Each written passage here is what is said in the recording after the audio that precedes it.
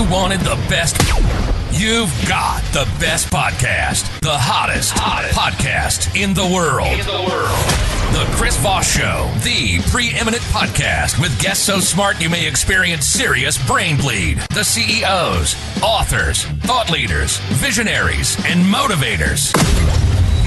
Get ready. Strap yourself in. Keep your hands, arms, and legs inside the vehicle at all times, because you're about to go on a monster education roller coaster with your brain. Now, here's your host, Chris Voss. You wanted the best. You've got the best podcast. The hottest podcast in the world. The Chris Voss Show, the preeminent podcast with guests so smart you may experience serious brain bleed. The CEOs, authors, thought leaders, visionaries, and motivators. Get ready. Strap yourself in. Keep your hands, arms, and legs inside the vehicle at all times, because you're about to go on a monster education roller coaster with your brain. Now, here's your host, Chris Voss. Hi, this is Voss here from thechrisvossshow.com.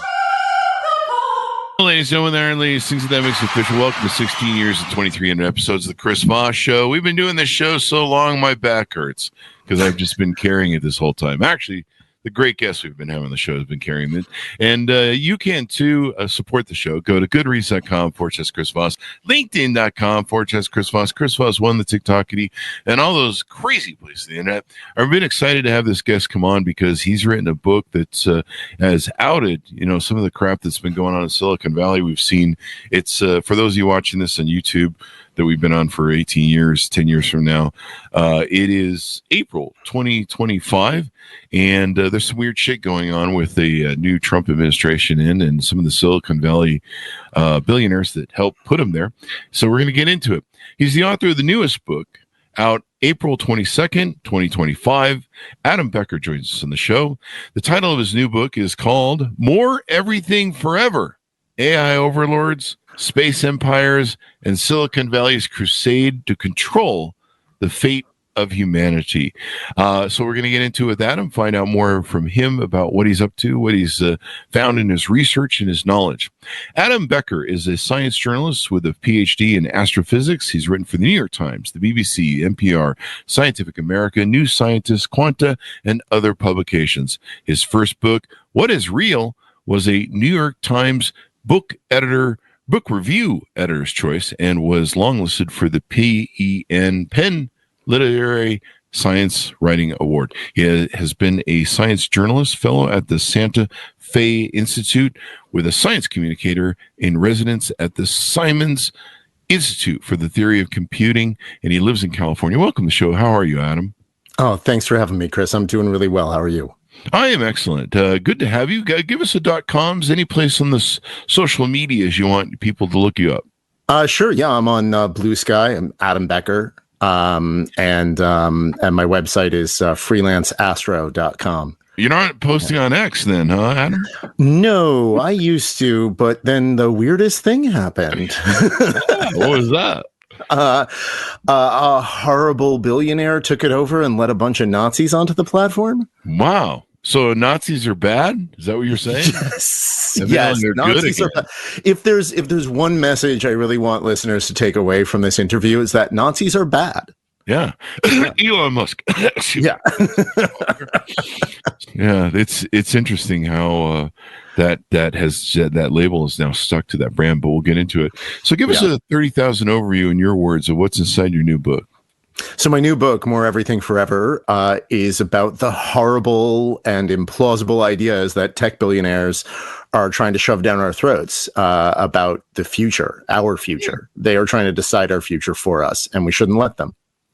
But I mean, they're billionaires. Clearly, they've been doing everything right and stealing from all the right people all these years. Why shouldn't we trust them?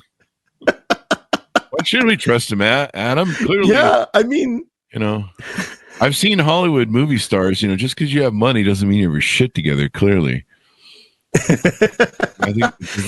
I mean, for billionaires. Yeah, I think it is the same for billionaires. I think that they think that they're the smartest people ever because they have all of the money. And if anybody else was as smart as they were, they would have as much money. And so they don't need to listen to anybody who's not rich. But, the fact is, mostly they're lucky and they don't know a lot about anything other than, a couple of niche things that help them run their businesses. And in some cases, not even that. Oh, wow.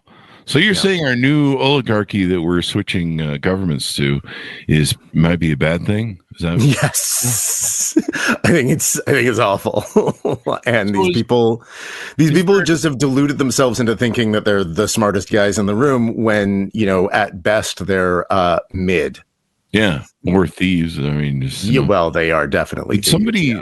I think it's attributed to several people. I think one of them is to Microsoft's ex-CEO and founder, but no great wealth was built without a great crime being committed. I don't know. Yeah, and I think that's right. Yeah, and I mean, in essence, something has to happen for someone to get an edge or someone to exploit an edge, I suppose. So there are several things you talk about in the book that are really interesting, because one of them is Silicon Valley's sharp turn to the right. I'm a big Sam Harris podcast fan. In fact, I think it's the #1 podcast I listen to other than my own. And got to do something for 16 years. And Sam has been harping lately on the All In podcast, the fact that the Manosphere podcast seemed to have steered the election, maybe possibly to Trump.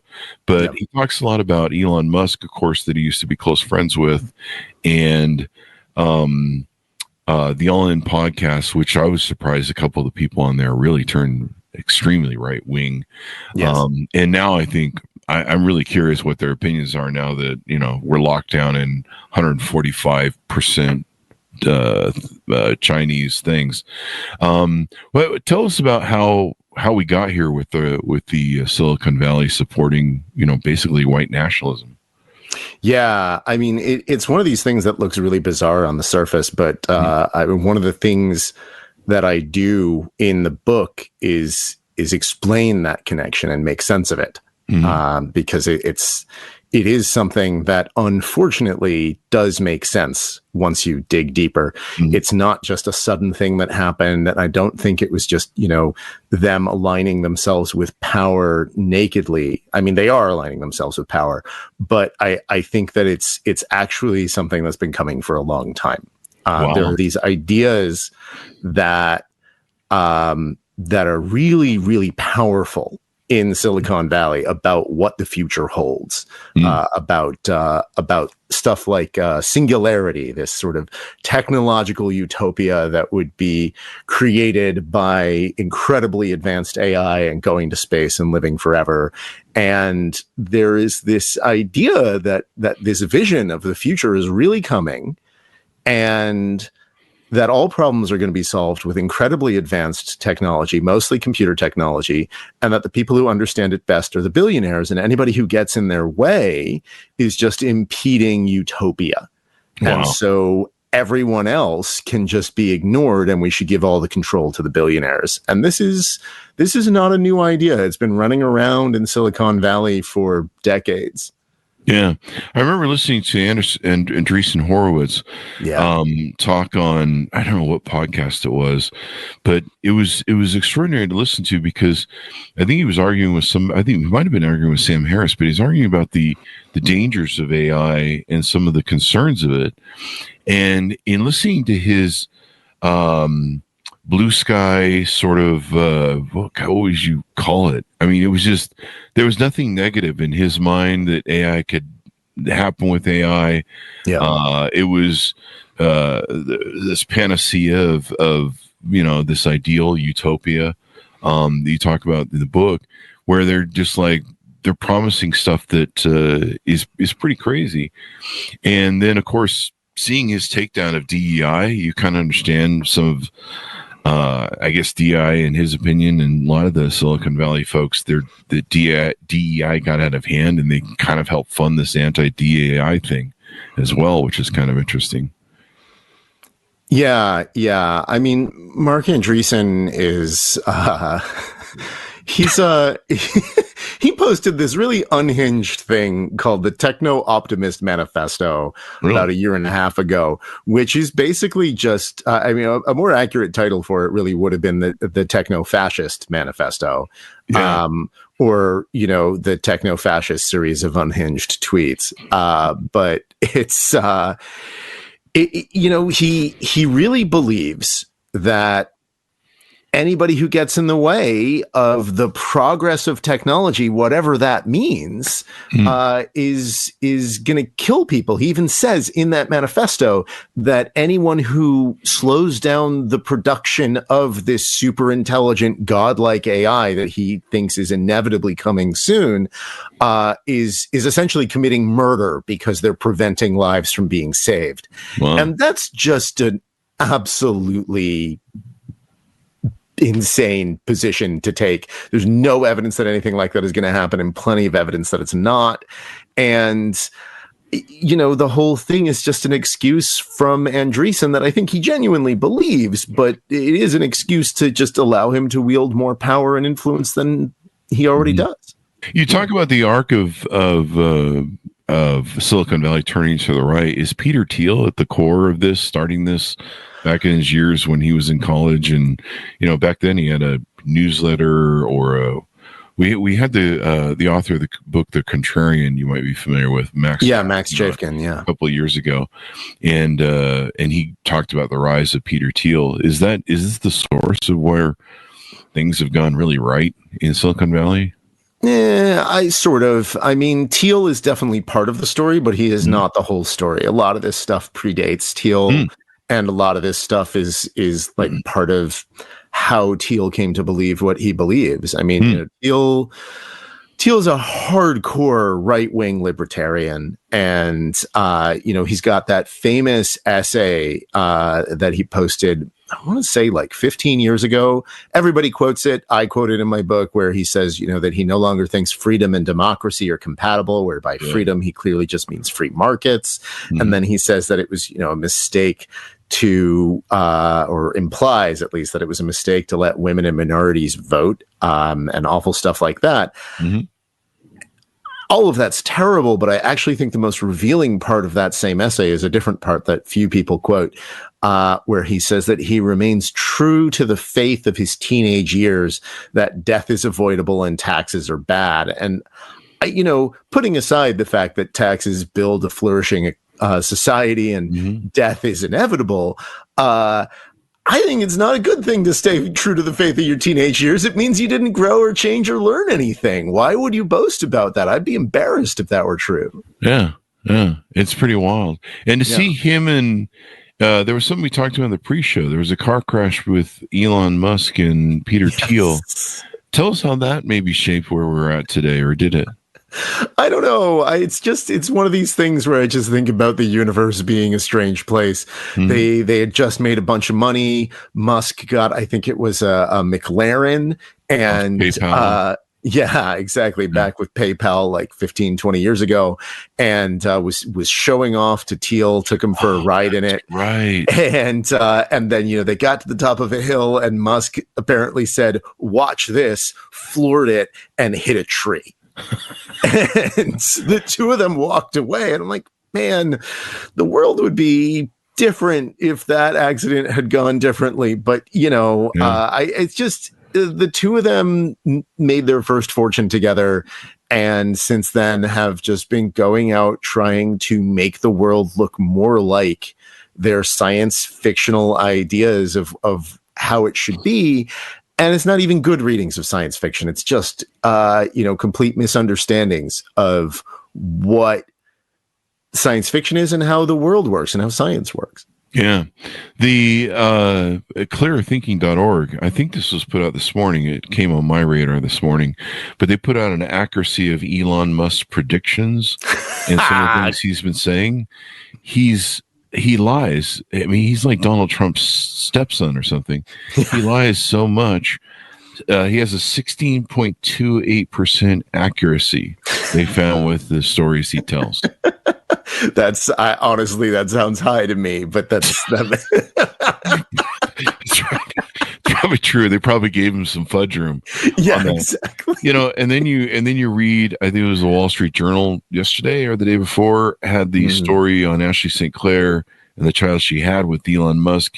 And basically this weird sort of thing that he's doing where's the Me Too movement? He's basically using Twitter to fucking pick up chicks and get laid and create this. He has some sort of weird, I don't know. Have you looked into this at all? The thing with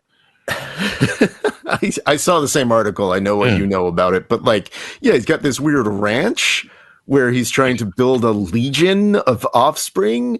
It's just this. I mean, a lot of it just seems to go back to a combination of massive ego, disregard for anybody else, small penis. You said it, but not me. But and also he's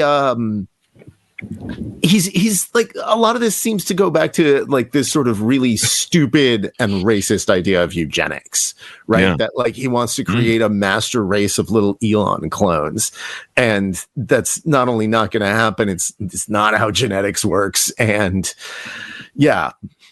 but, you brought up an interesting word, eugenics, because that word is aligned with white nationalism, which is really a rebranding of the KKK. That's all it really is. It is the KKK.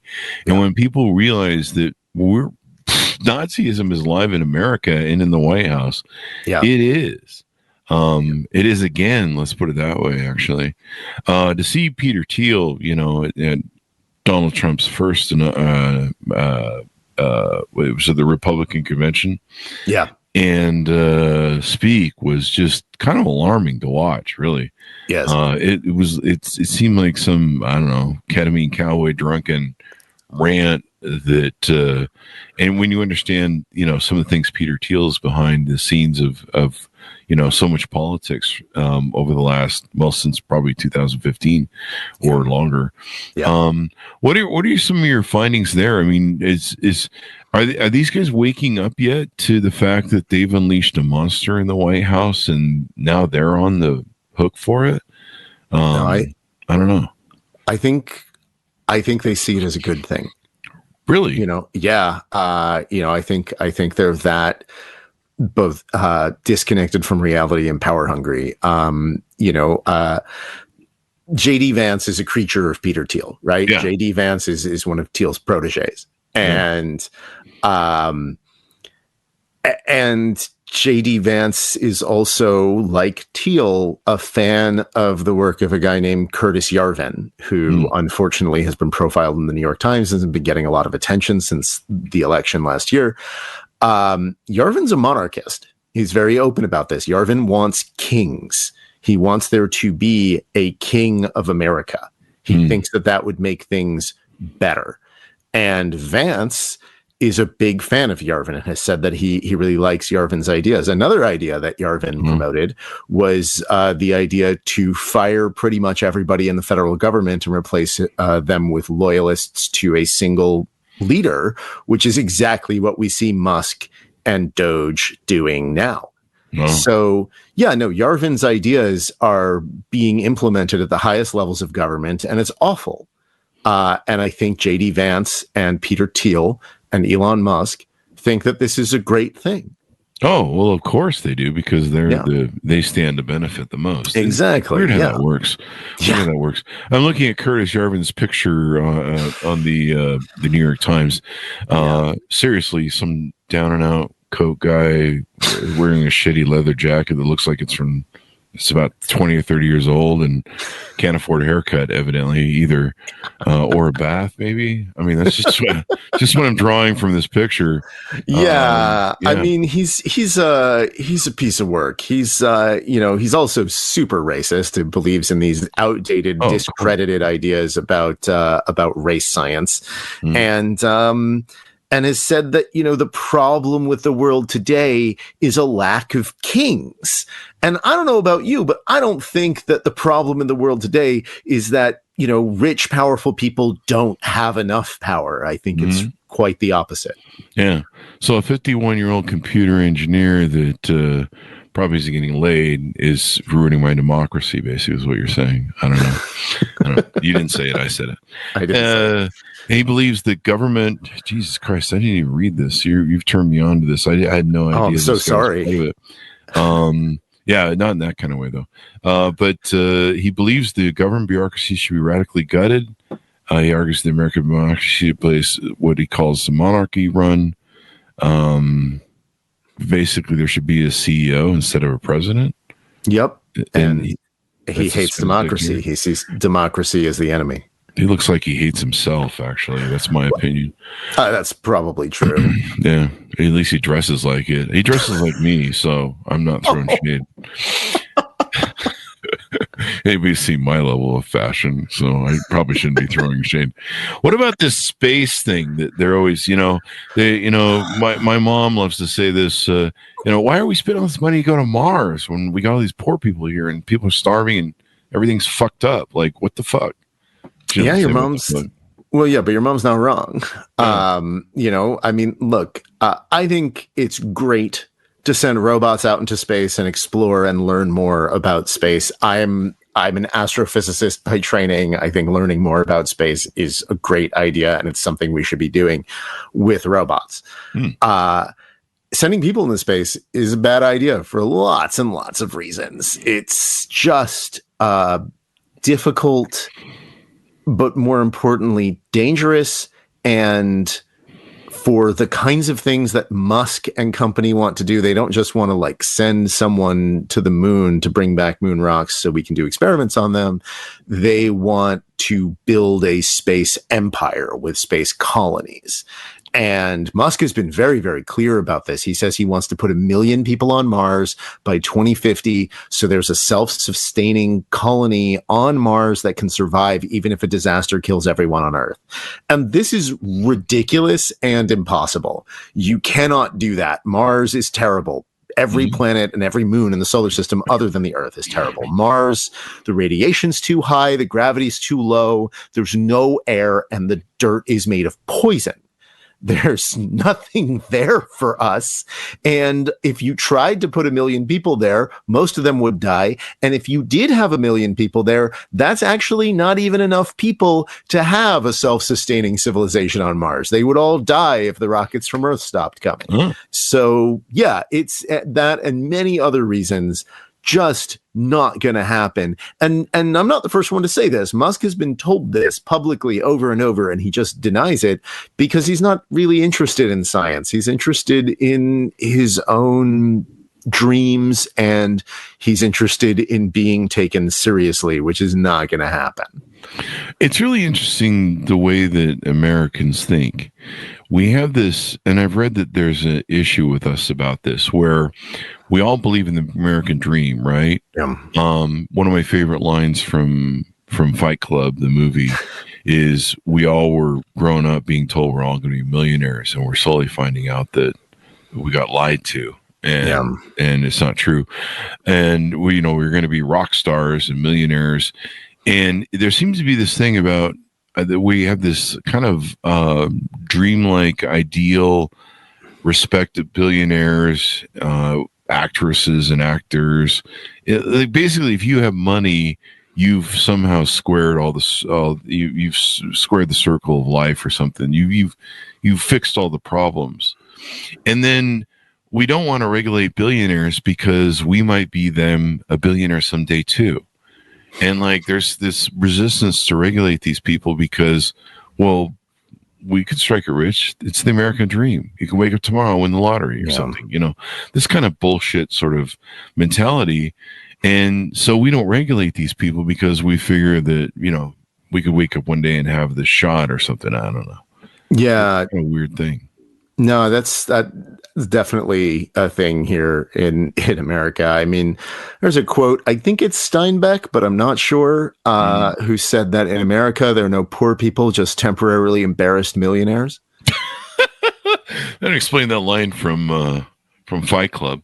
Yeah, exactly. But yeah, I mean, look, we build a society together. Yeah. And these people are parasites feeding off of the rest of us. Yeah. And they are hoarding their wealth and resources in order to pursue an impossible dream that is never going to happen and would be harmful and terrifying if it did. Yeah. So, and now they've just, we've had people on that have talked about how, going back to Richard Nixon, Betsy DeVos's father started us down this road with the Center for National Policy of, trying to basically flip SCOTUS, which they pulled off over 40, 50, 60 years. They were, they didn't really care about the abortion thing. He just ran all sorts of different experiments to turn out the vote for the Republicans because Johnson had flipped the unions and everything to the Democrats with with all the legislation that he did to help poor people. And so they had to come up with new money. The Great Southern Strategy was founded out of that.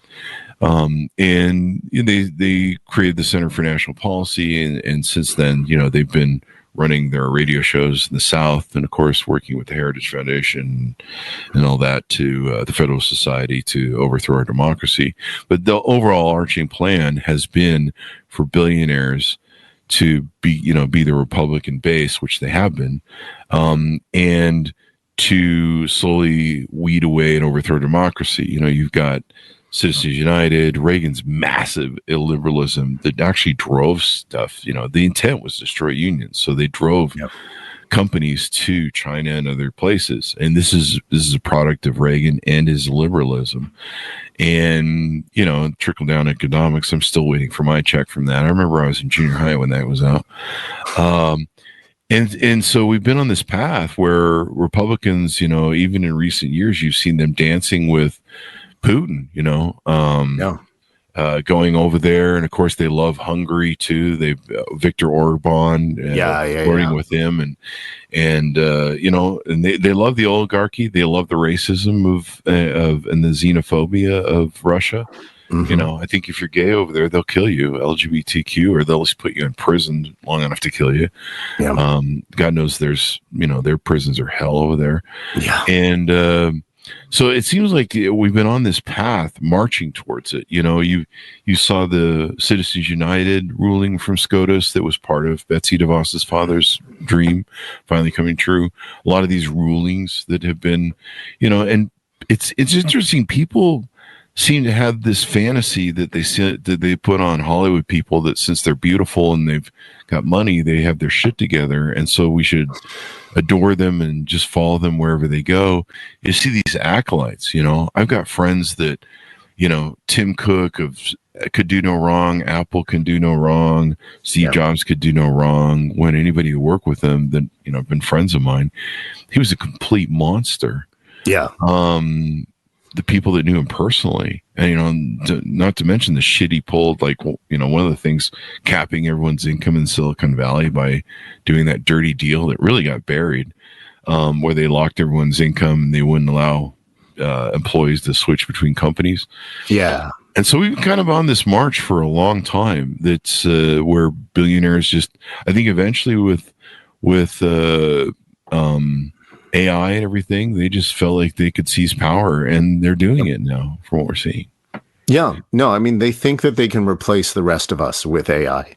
Wow. And they also think, think that when the AI becomes super intelligent, AGI, which they claim is happening soon, Sam Altman says it's happening in the next 4 years. Wow. That's not going to happen. But they think it's coming. And when it does, it's just going to be a permanent dictator that works on their behalf for all of humanity.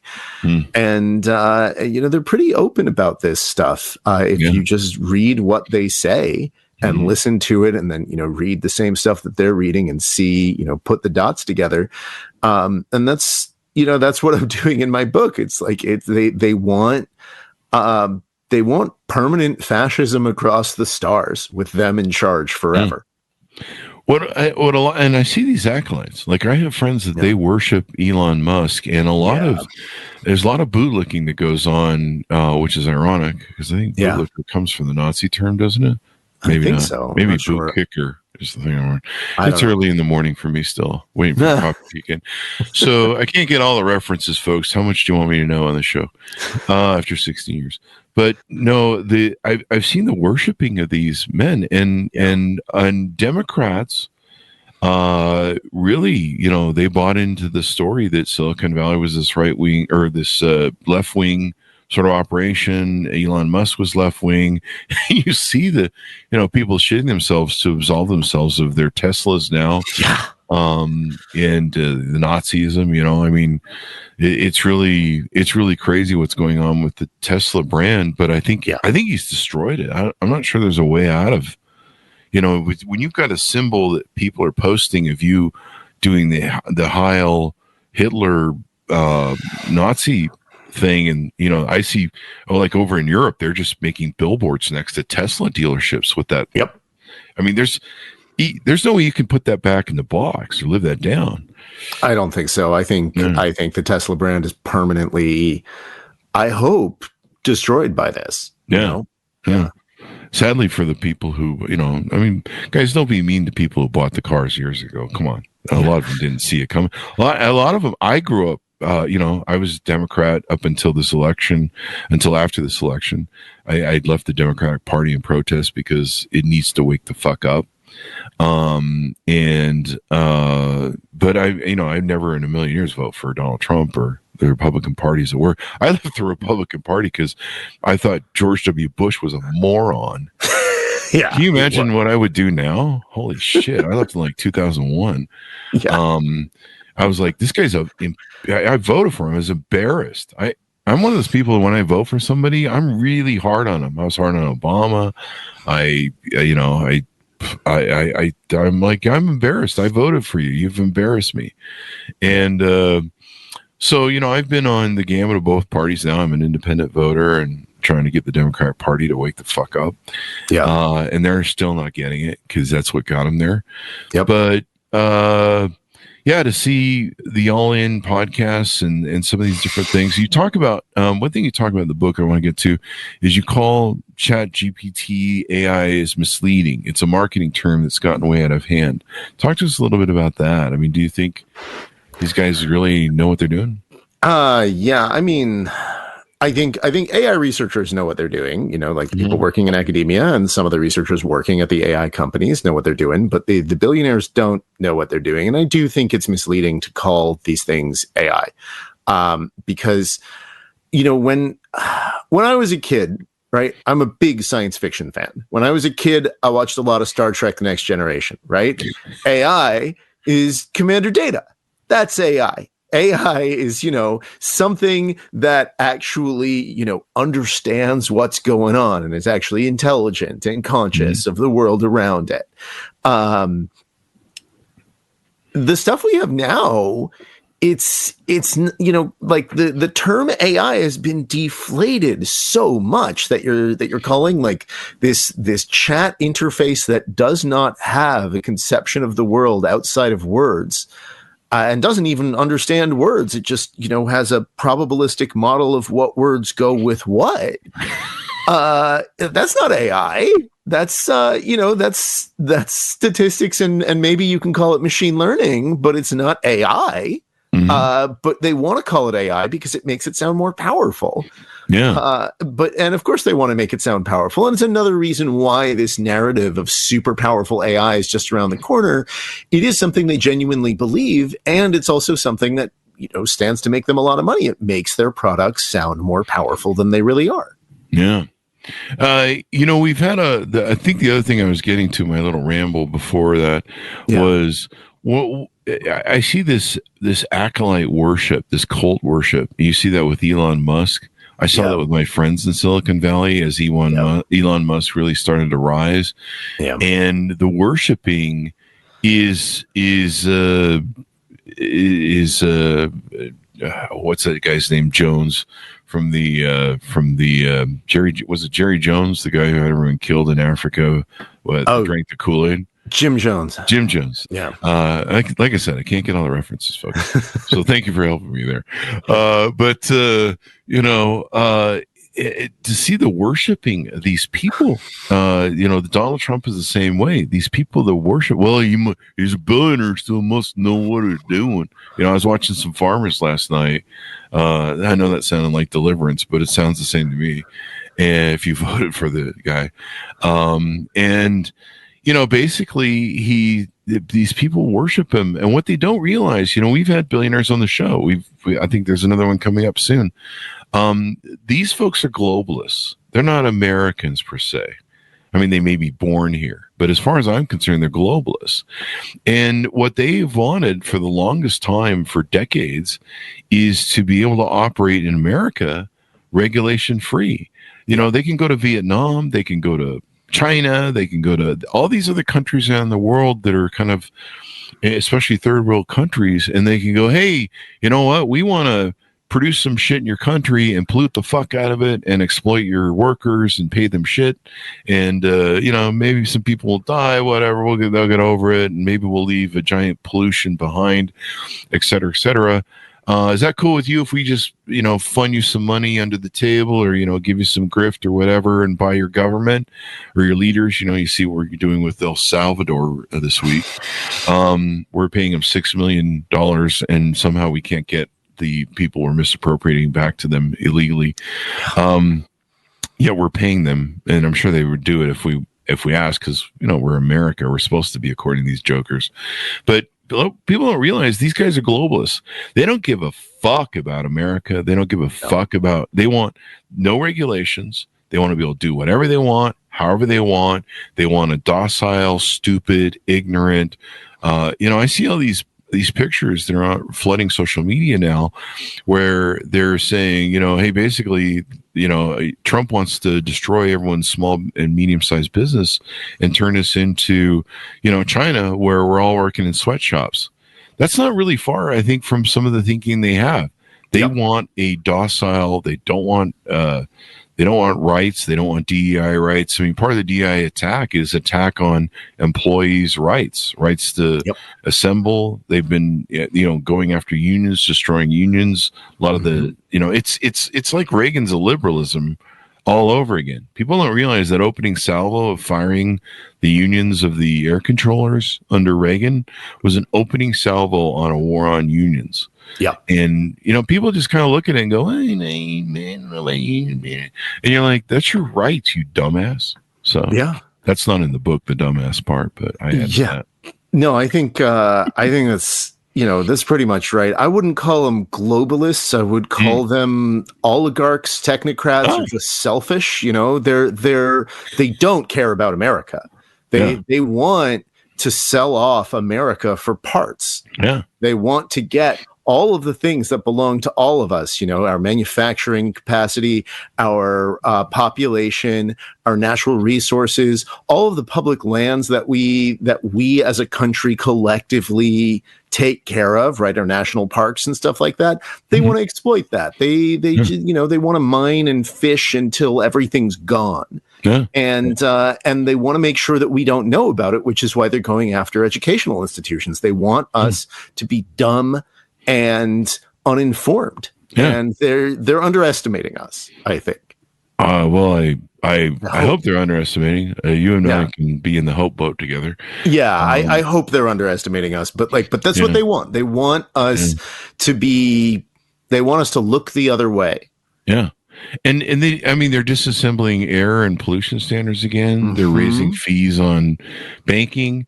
I mean, what people don't realize is part of their destruction of the U.S. government is their intent to privatize that. They're basically doing what Putin did with the USSR. They're getting to give different billionaires different products. They want to sell off the United Postal Service. They want to privatize Social Security.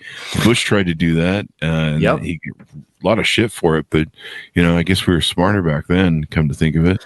But you're right. The Republican Party has been after destroying education. They don't like college-educated people because college-educated people check references and double-check news and actually read and educate themselves and have critical thinking developed. They don't want that. They want guys who work in pig farms and canning factories, and they can work to the bone, and they can fire you at will and not have any repercussions of it. Yeah. So yeah. I think some of the war on DEI is also a war on sexual harassment. One of the sexual harassment, in my opinion, has gotten out of control in the policing of it. And I think DEI did get out of control. When it first started, I was like, this is a great thing. But then, some of the things that Andreessen Horowitz did outline, it got out of control. I mean, when I started having people show up on the show with DEI and talking about microaggressions, I was like, yeah, I'm not, this is too far. This is a bridge too far. I see where you're going with this. This is very socialist, feminine, sort of thing. And this is not for meritocracies. And I do believe in meritocracies, even though sadly that seems to be thrown around with the Trump administration. They are dragging us back to a meritocracy, but capitalism is built on meritocracy, and it's just the way it is. So you're going to have socialism one way or another, I suppose. I don't know. You're not really going to have socialism in the Trump administration, so you can't win. But the extremes have been killing us. The extremes of the left party, the extremes of the right are what's really killing us. And I used to believe there was enough sane people in the middle that could hold things together, like myself, but evidently not. Yeah, I mean, I'm not sure.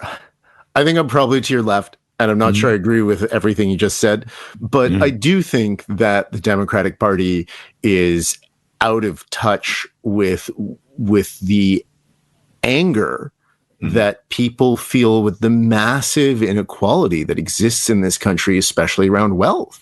The Democratic Party, like you said a little earlier, they fooled themselves into thinking that Silicon Valley was on their side. And the fact is that if you are doing, like, if you at least pretend to care or try to care about regulations, you try to care about giving everybody a fair shot.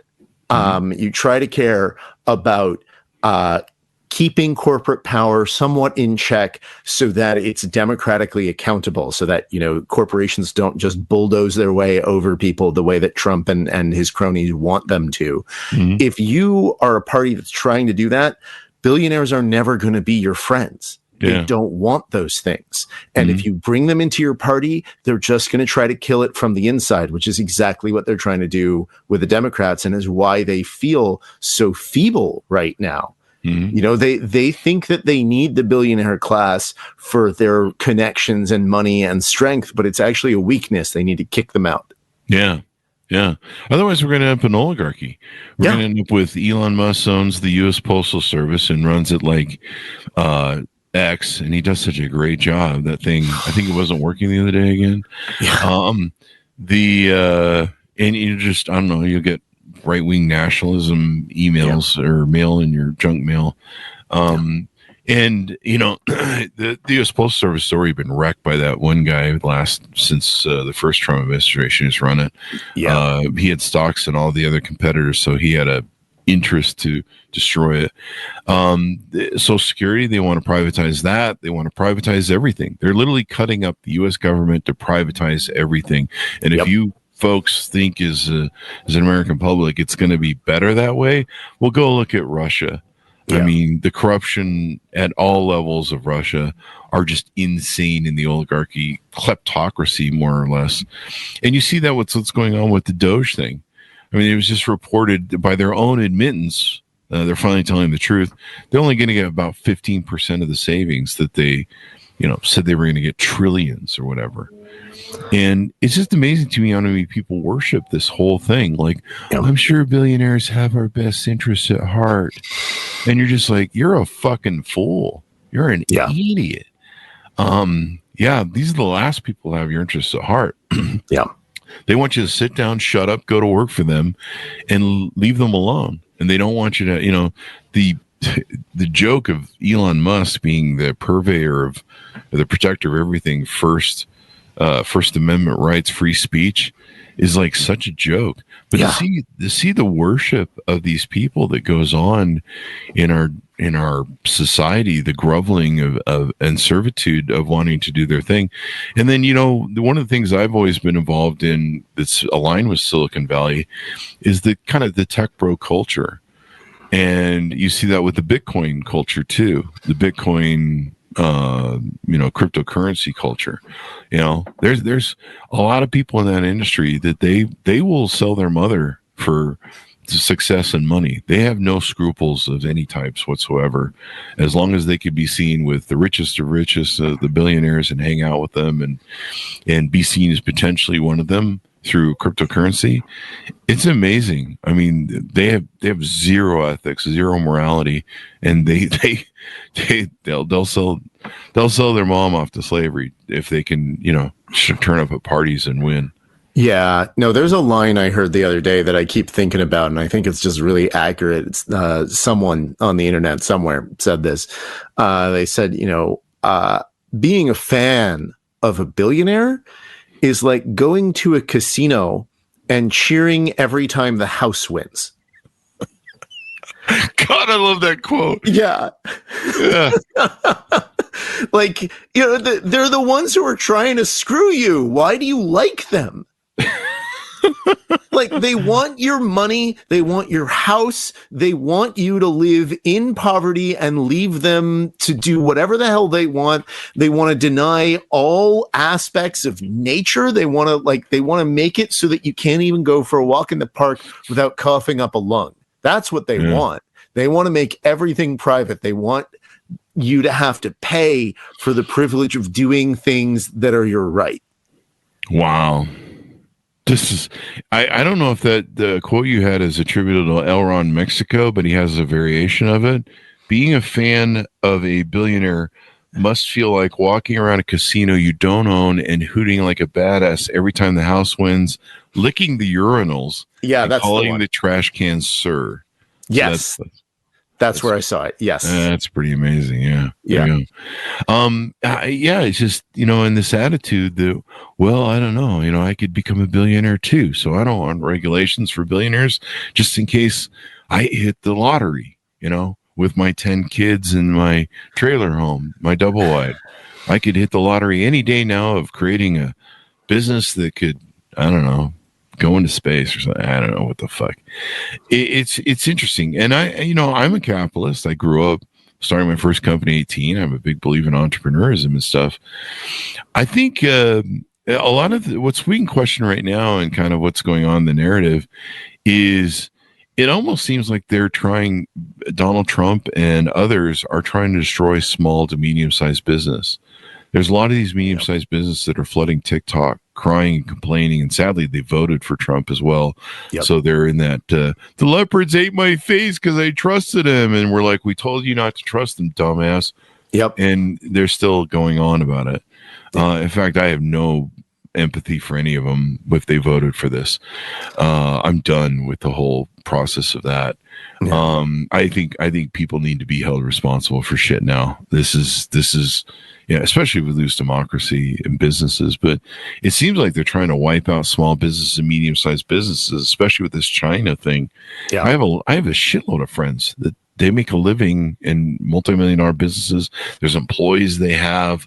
There's big businesses that contributes they make to our society and charity. They're losing their shirt right now. They don't even know what to do. Yeah. Yeah. No, I mean, I think that's deliberate, right? They want to create a crisis that will drive all of the small and medium-sized businesses out of business and then take all of their market share and all of their resources. No. They want to centralize corporate control, government control, make it all the same thing, make it permanent. This is fascism. Yeah, fascism. And they want us to be the willing workers. I mean, them getting rid of all the immigrants that we actually need, if you understand how the work is done in this country and the costs and, how your produce comes to you and stuff, we need immigrants. We have a shortage of employees. We have a huge shortage coming down the pike.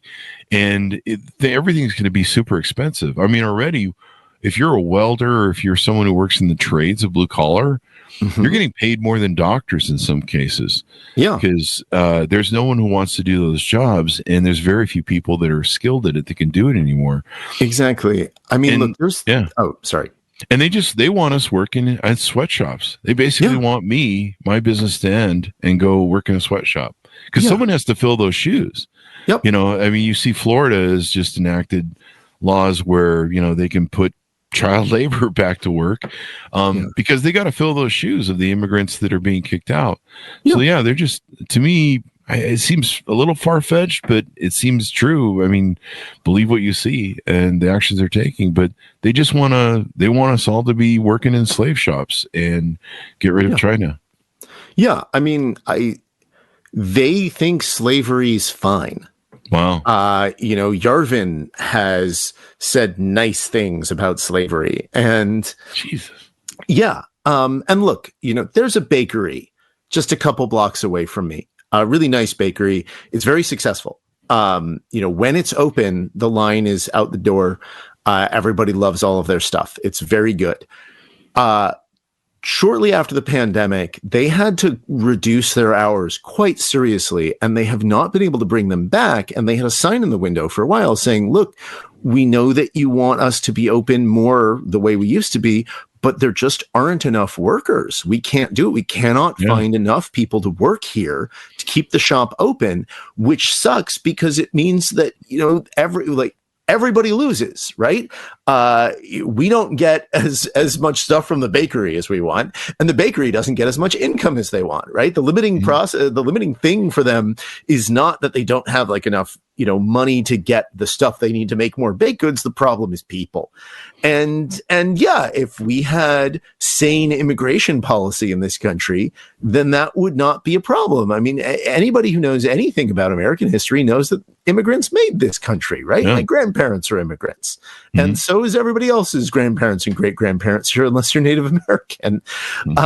And, you know, they want to shut the borders, kick out anyone who isn't white, lock up anyone who says anything against the administration, and get rid of elections. They want permanent fascism. It's wrong, it's evil, and it's un-American. Yeah. I mean, I was talking to this about a friend last night. We were talking about elections, and I go, you know, everyone's talking about how this will just get fixed in 2 years during the midterms, that maybe the House and Senate will flip to Democrats, or, you know, in 4 years we'll have another election. There's not going to be another election. I don't believe there's going to be another election. I really don't. Yeah, I think if there is one, they're going to try to tip the scales so it's not fair. Yeah. They just removed the security protocols for all the state things that were being done by the federal thing. Yeah. And basically the states are freaking the fuck out because it was, they've just stood down our defense and offense with cyber wars with Russia. They literally opened us up to do whatever. Yeah. So we're going to get foreign interference with the elections, and it's going to be awful. Yeah. In fact, there's something really disturbing in one of the recent news reports, that the guys went into Doge. I think this just came out recently. The guys went into Doge. I think this is coming from the whistleblowers. If you've read their accounts, but the whistleblowers, I believe, is reporting the guys came into a Doge. The Doge guys came into one of the I don't know what department it was, but just, I mean, they've been in them all. So, but basically they came in, they created fake accounts, they accessed all the data, and they exported it. The whistleblowers found that they sent the data off to somewhere. They don't know where. Yeah. And then they erased all the logs. They made it so they wouldn't create logs, and then they erased whatever logs they had. Then they erased the accounts they had. All of it to make everything untraceable. And one of the really disturbing things was a week later, IPs from Russia started trying to ping in to access the data, and they had taken off all the security protocols, the third-party identification, all the different protocols that you use to create additional security layers. They turned that all off. They literally opened the data up to where anybody could access it. And so when they got control of the data again, they started putting the protocols back in, and they started noticing IPs coming from Russia. The IPs were using the login and passwords from the Doge guys. They were trying to log into those accounts that they had created. So someone had given someone in Russia, their logins. That's just alarming when you think about it. And they were trying to download the data, of course. It's alarming. Also, to me, sounds like treason. Yeah. Well, treason is only applicable in war. So you have to be in wartime, yeah. Sure. It's treasonous. Yeah, exactly. It's undermining America to try to bring down this country. Mm-hmm. And that's what Donald Trump and Elon Musk want. Wow. To break everything. And then, the part of the fascism thing is you break everything and then you say, I alone can fix it. Yep. From there. Yeah. Meanwhile, they're the ones who broke it. And Americans are stupid enough to go, okay, I guess let them fix it. They're billionaires. They know what they're doing. Like I said, I was watching Farmers last night, and they're getting burned to the ground by these tariffs and stuff, but they're still just sitting there going, well, he's a successful billionaire. We just have to watch and see how it plays out. And you're like, holy shit, dude. It's like watching someone put their hand in a blender. And you're like, no, stop, wait, don't. Yeah. And they do it, and they just keep doing it. There's some guy on TikTok that I posted. He voted for Trump 3 fucking times, and he's been losing money on his tariffs for all these 3 times. Yeah. And now it just got worse. Now he's completely out of business, and he's crying on TikTok. And you're just like, the leopards at your face, stupid. We warned you. And then the other thing that makes me angry is Project 2025 told everyone what they're up to. Yeah. Like they're enacting the blueprint. Yep. They told everybody. And not only did Democrats and people like me scream about it when I was a Democrat, warning about it. Project 2025. You're like, read Project 2025. And just these people's dismissal of it won't be that bad, whatever. They've never read a history book on fascism, authoritarianism.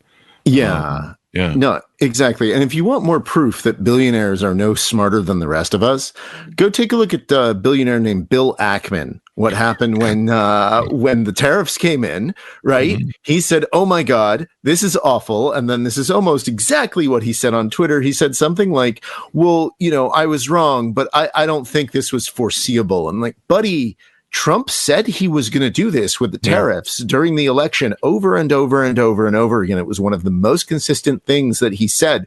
What do you mean it wasn't foreseeable? We've been screaming at you about this for over a year. But I'm unforgiving on Trump supporters. I am unforgiving this round.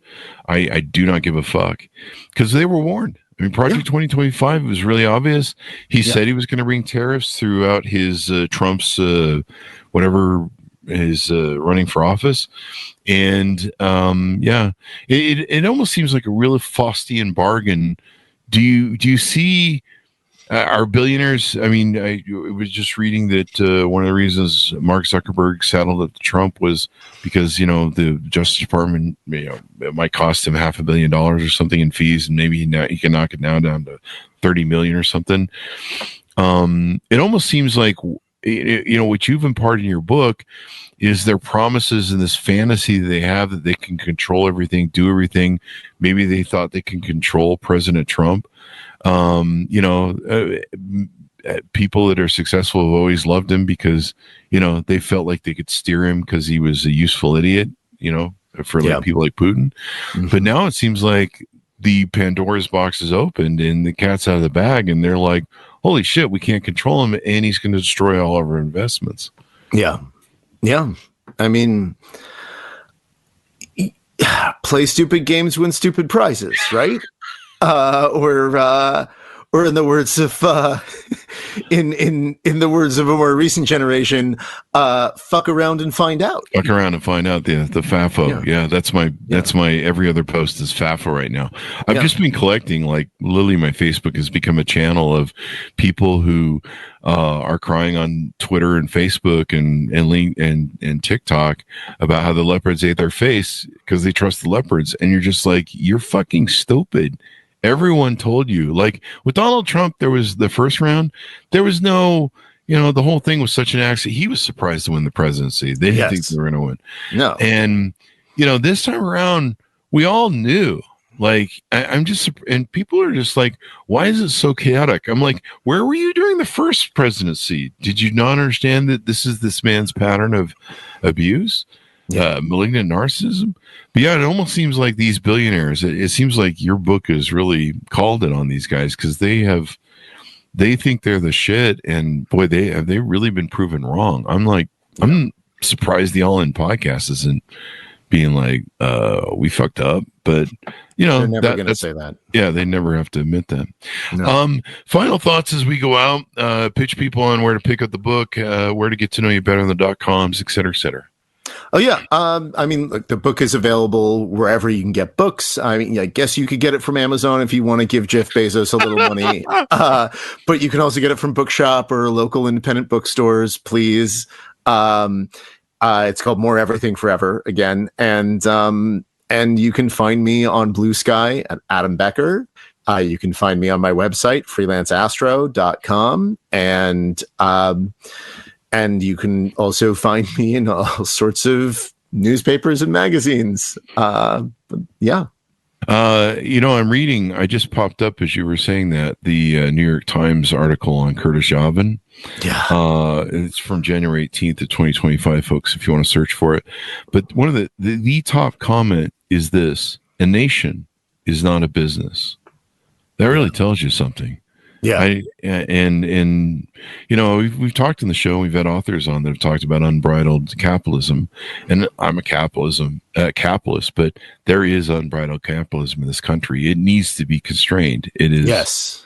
We don't need to put dollars on everything. I mean, having a post office that delivers the mail and, does the simple thing, having a Social Security or IRS that can pick up the phone. And evidently right now you can't get anybody to pick up the phone anywhere. Like there's a bunch of senators or congressmen that dialed up the Social Security. You can't get them on the phone. They even tell you that like Wednesday is the best day to call, and they call on Wednesday and they're getting nothing. Yeah. And so it's just mayhem. And I think of, the little folks, senior citizens that are trying to deal with this thing.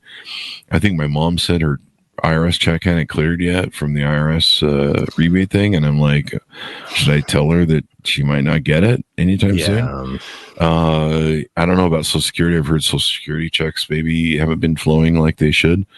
It's kind of scary. And so that quote, "a nation is not a business," is going to stick with me. So is your book. So thank you for writing it. Thank you for calling these people out. And looks like you called the ball right, because, these guys are getting a lot of egg on their face. Sadly, they've got enough money to weather any storm. Well, the average American doesn't. Yeah, no, that's exactly right. They're going to just sit back and try to make their way through a disaster that they created while the rest of us burn. Wow. Well, I guess we're just wood for the fire when it really comes down to it. When you study history, that's what the average person does in governments usually. Everyone burns for governments to rule and do their thing. Yeah, but that's why we got to fight back. Exactly. Exactly.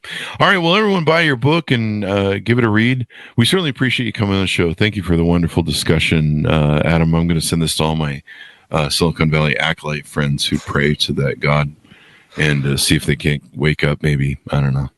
That or I'll hit them over the head with the book. One of the two. Yeah, well, well, thank you, Chris. And don't hit them over the head with the book. Verbally hit them over. Yeah, exactly. Don't do violence. So thanks, Adam. Order the book, folks, wherever fine books are sold. More Everything Forever: AI Overlords, Space Empires, Silicon Valley Crusade to Control the Fate of Humanity. Out April 22nd, 2025. Guys, we're all stewards of our democracy. It's up to us to raise our voices and make things happen. If you haven't checked, Congress is complicit in this takeover of the oligarchy. The courts are the only thing standing between us and democracy, and they're barely holding on. And it's up to our voices. If we don't raise our voices and start raising hell, and people start waking up from their fevered dreams of Donald Trump, this democracy is over. And I don't have children, which is maddening to me, because if I did, I'd be losing my fucking mind right now, on top of where I'm already losing my mind. So if you have children, you should really think about the future. Anyway, thanks everyone for tuning in. Go to goodreads.com, Chris Voss, LinkedIn.com, Chris Voss, Chris Voss 1, TikTokity, and all those crazy places on the internet. Be good to each other. Stay safe. We'll see you next time. And that should have us out. Final button.